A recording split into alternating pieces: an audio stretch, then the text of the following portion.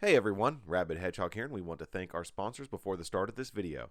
Shout out to Law Tigers out there riding with us right now, but standing with us in the event of an accident. Need custom racing leathers or gear for the everyday ride? AGVSportUSA is here for that, and based out of Argyle, Texas, and serving riders nationwide. Also, we want to thank Doug Crawford, an independent AMSOIL dealer, for providing us with the fluids that keep our machines running well on into the future. Visit the description below for web links and contact details to get in touch with them today.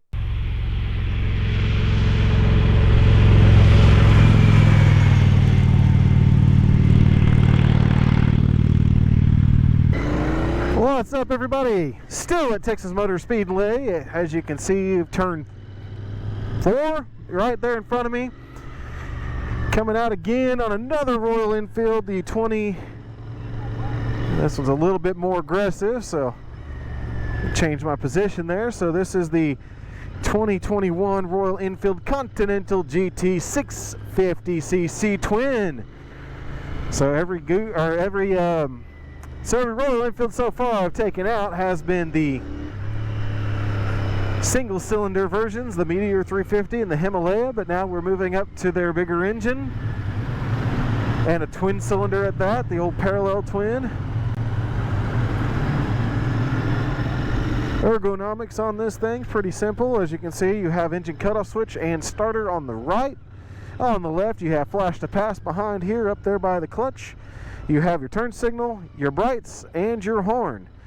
Up ahead, you'll see 2 dials. You have tachometer on the right, speedometer on the left. With those 2 things there, you have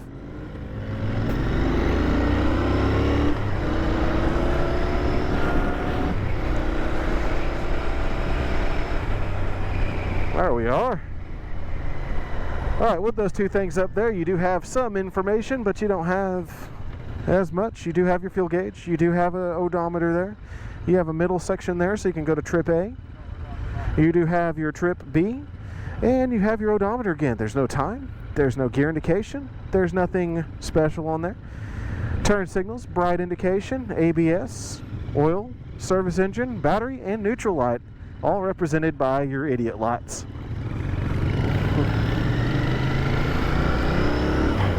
This, of course, is being a more cafe racer style machine. And it's got a lot more engine to it than I have been riding before. Having a 650 parallel twin at the command now. This one's a little bit more modern engine than the Himalayan and the Meteor. Still fuel injected, of course, like those 2, but having a little bit more power, whole lot more power. This little booger wants to scoot and boot. I can appreciate this kind of power. Riding position is very classic cafe style racer. You have a clip-on style handlebar, so you are leaning forward. You can see my arm is going straight down, putting some weight on the wrists down there. You can see my knees come up, come back, so you have almost a rear set. So it's not a full out rear set, but it's pretty close. It's between your mid and rear. So your feet come back more toward where your hips are, but your shoulder is more in line with your knees. So bent over pretty decently. But that's okay for a machine like this, as long as they do it right. And from what I can feel right now, it has been done correctly. We will not talk about other machines that I do not agree have been done correctly. Some people got mad about that on that video.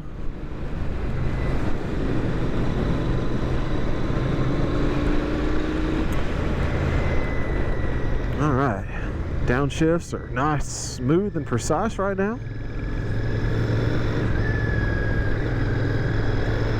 Luckily for me, I'm the next in line on this thing, so it's been ridden a couple of times already today, and that means that it's got some warmth built into it, so we can feel it out. Red line 7,500 RPMs. It spins pretty freely up to that pretty quickly there, as you saw. Really nice road-going suspension. And despite being a more aggressive posture than what I'm used to, it's a pretty comfortable machine actually. I really like the seating. I will say once again, I am 6 foot tall, 32-inch inseam, about 210 pounds. So Hedgehog stacks up. You'll see my knees do stay kind of low, but you'll notice that they're kind of going above the tank crease again. So I'm getting that tank crease in there because my knees are a little long for that area. Let's see, I can scoot back on the seat though. There's a lot of seat here and there's barely a bump to the pillion seat, so you can actually scootsies. So I'll scootsies.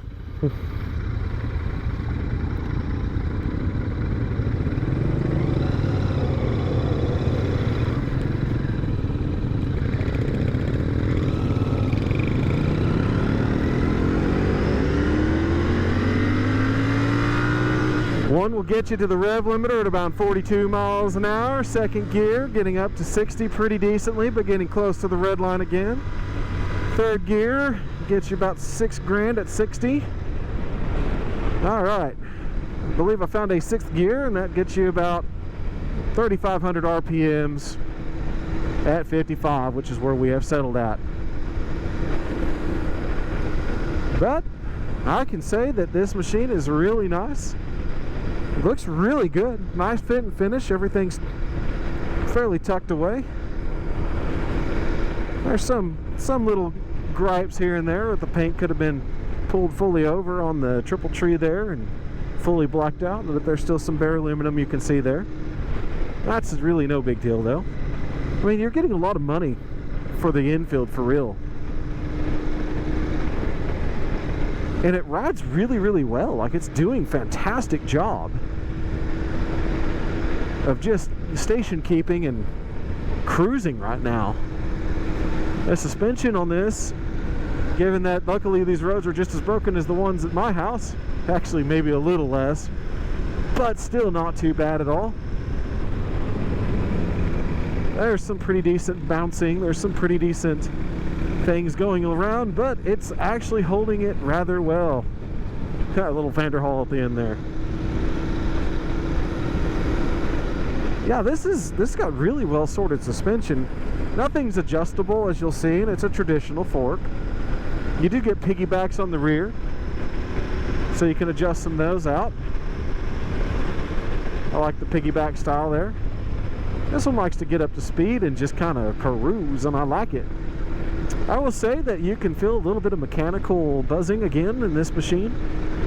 It's been kind of a characteristic I've noticed in all the Enfields I have rode so far, which, you know, like I said, that's not a big deal to me at all. I do not mind the engine communicating with me as long as it's communicating, as long as it's not just buzzing to buzz. In this one here, it's just more of a communication that I am here. And it's not really that bad. It's mostly in the hands. I don't really feel anything on the low side. That's also because I'm also putting a little bit more weight on the wrist and hands than I normally would because of my position. So that's probably why I feel a little bit more buzzies, but it's not too bad. The mirrors are completely clean. There's no buzzing in those at all. Visibility is really nice on them. They're really well placed for a cafe racer. Usually I have problems with getting a cafe racer to be right because all I see is like an elbow or a shoulder, or always kind of trying to dig around and everything. And to be honest, this is perfect where it's at. I can see just fine. In fact, I don't really see a part of myself except in this left mirror for what I got on, but the right one's perfect. There's not even a bit of me in it at all. This engine is wonderfully responsive. It's got some really good power. It's more of a mid-engine. It wants to really start spinning up after 4,000 RPM. So it really all of a sudden grabs and goes right at that point. Kind of a more sporty sensation than your normal V twin cruisers of this size that like to do it all low end. Steers fairly light as well. Comparing this to, say, the Triumph that I've recently rode,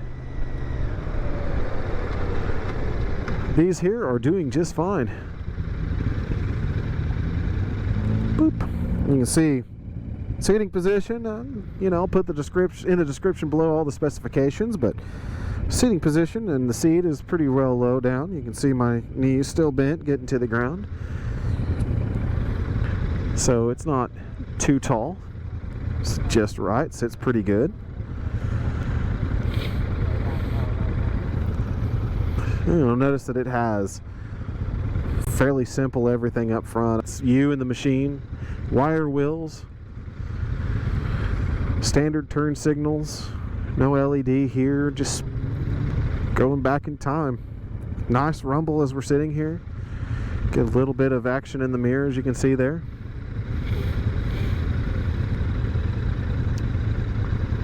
So not too bad at all. This thing really does have a good pickup on it though. It likes to just kick and go, man.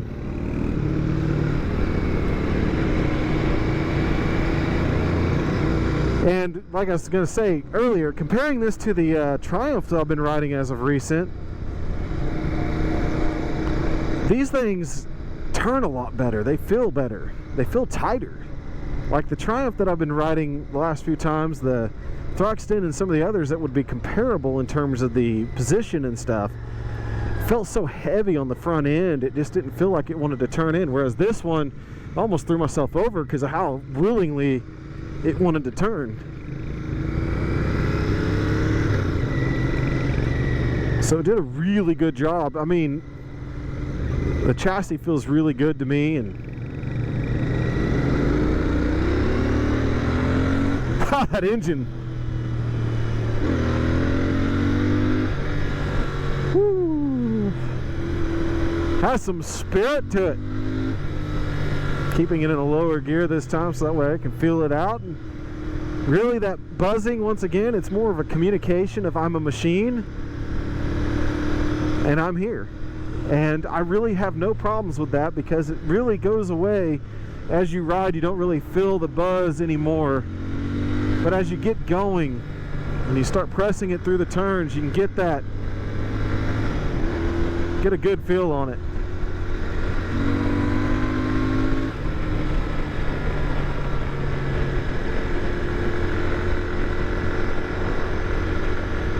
Rides really nicely though.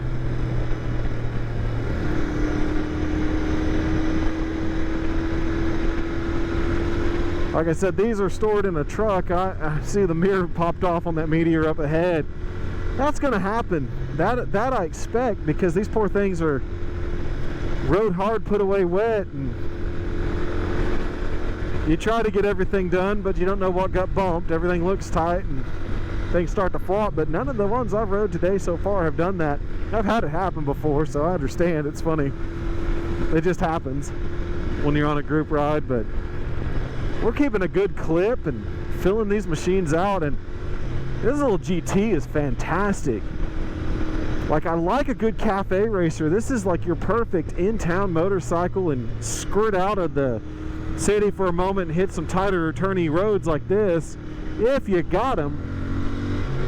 And you can do it with this motorcycle, and it's very, very happy to do it. Like, it has a fantastic feel.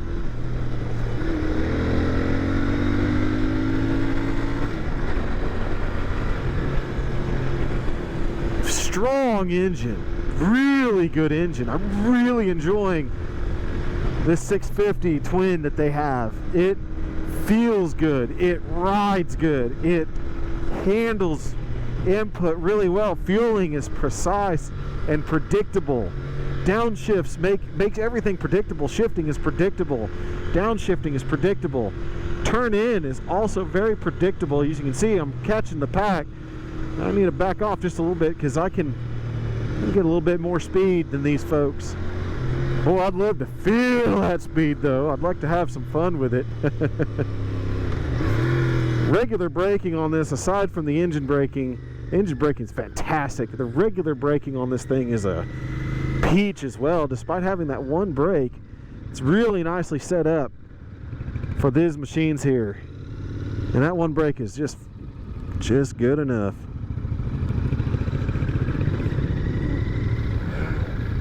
And then the way this thing takes off, like, it's very well balanced. It's precise. Seriously, if you've ever rode one of the older Royal Enfields, they were not the best put together machines and kind of wallowy to ride. I mean, they were as old school as you could get without going completely old school. Like the 500 had fuel injection and stuff, but it still had a Kickstarter sticking out of it. It still had bare minimum suspension, and the build quality was to be questioned.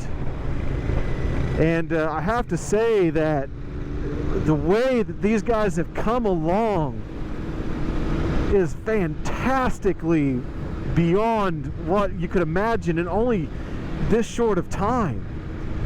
Like, this is a short time to get to fantastic riding motorcycles that feel good, that look good, that are put together really well.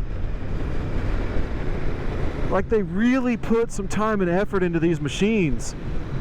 And I mean, they ride super good. Like, this thing wants to carve the corners. I really wish I had some room to play or some time to really take this one out for a solo ride where I could just enjoy it for what it is.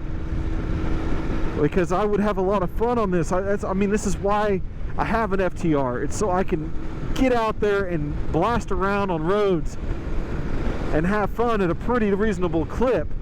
Whereas this thing, you know, it's a little bit different story. It's got a different feel to it. It's kind of like the Moto Guzzi. It's more of a pure riding machine. I wouldn't be able to ride it as long as the Moto Guzzi because that sits nice and straight, you know. It's a more standard motorcycle, where this one's that more cafe clubman style where you're more on your wrist. Like I said, you do put a little bit more weight on there, but it's not terrible. I can get my hands in the position where it doesn't feel too bad, and I don't feel over tall for this machine, even though I am technically sitting on the passenger seat right now. And that way I can get my knees out of the creases on the tank. And like I said, that could just be my dimensions. Not everybody's dimensions are the same.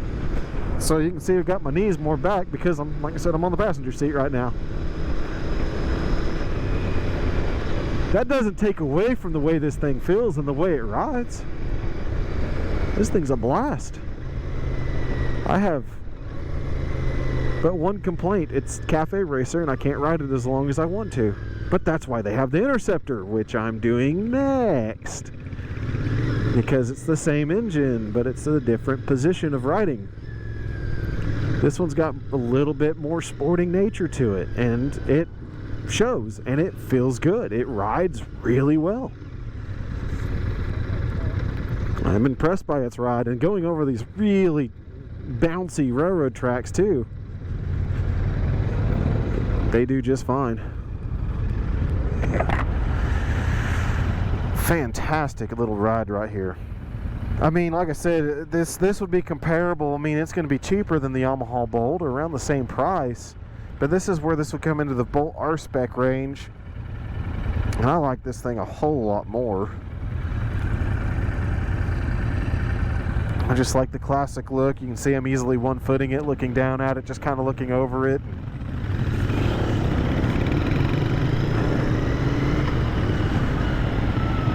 Like I said, I can probably get a whole lot more aggressive than these folks, but haven't been able to do so as of yet.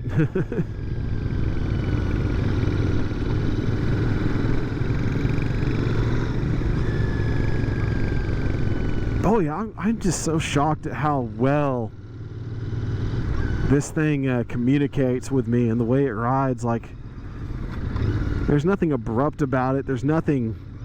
It all feels so good, and it rides really, really well. I mean, it is a fantastic ride. I just really wish that I was in a more upright position, because I can only handle this for so much. Hedgehog's back is not what you would want it to be, and you would never want what I have to deal with, I promise you that. So when it comes to these kind of positions, it's not the best for me, that's for sure. But the thing that's really, really getting me right now, I don't have a cramp in my hip. And that says a whole lot. about the way this thing is positioned and riding, because every time I'm on a machine where I'm scrunched down like this, in a more aggressive position, in a more aggressive ride, this thing always, or a machine will always hurt my right side hip. I always get this cramp in it and I can't get it out and I can't move it. It happened on the Bolt R spec, or C-spec, excuse me, the C-spec. Happened on the Bolt C-spec, and that bad boy had me in pain within 12 minutes of starting to ride, and I was so angry at that first review I ever did. That's why I said I never wanted to do one, because of how angry that motorcycle made me and how subsequently it did it over and over again. But this one is nowhere near that. This one doesn't act like that. The suspension actually works. The brakes work fantastically. The engine is a peach to deal with. I mean, it is very responsive. It has really good power almost everywhere except for the very low. It especially livens up in that midsection, and it just likes to rip it from there like it is excited to get revved out, and that makes a great engine. Makes for a fun ride too. So it allows you to really experience those twisties in a whole other way. So when you already got a little bit of steam into the turn, and then you get that good roll off throttle, and you're just, or roll on a throttle, and you just blast into the next straight or blast into the next turn, and you're modulating everything just with engine braking and power and feel. These motorcycles have done that in such an easy way that I'm highly impressed. Like I said, it's come a long way from the dull, uncommunicative motorcycle that I rode before on that classic Bullet.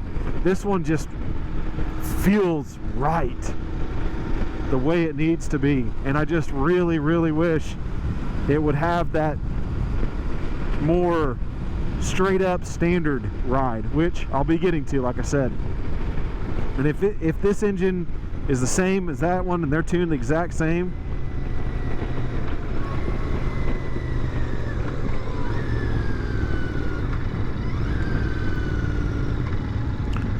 then it would be a peach. Like I said, this is a 6-speed, and it shifts really well. Downshifts are very nice. Everything communicates to me. Like I said, I can feel the engine, I can feel what it wants to do. Then it just tapers off when it wants to cruise, so I know when I'm in a good spot for it. And that's how motorcycling should be. It should be this pure.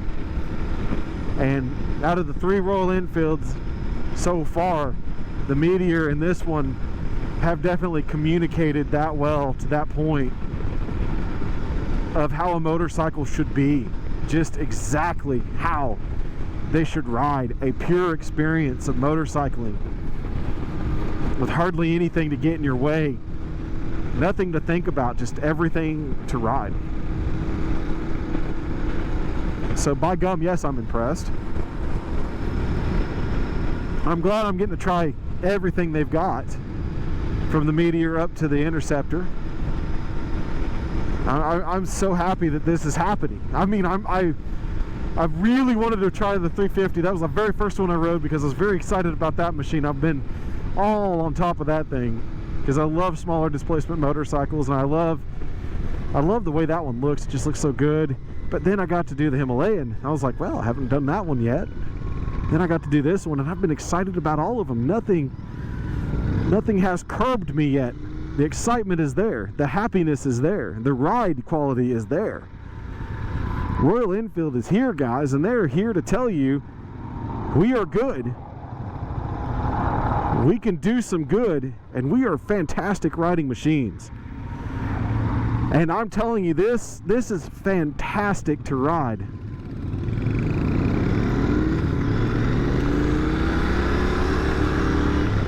Over those railroad tracks, nice and smooth, everything looking good.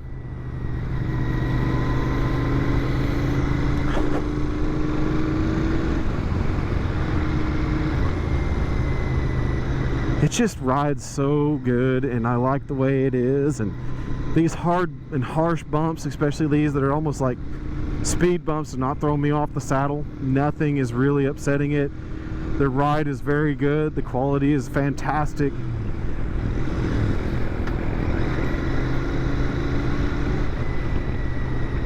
Transmission is not notchy in any sort of way. I mean, yeah, they're demo bikes. Yeah, they probably don't have that many miles on them yet.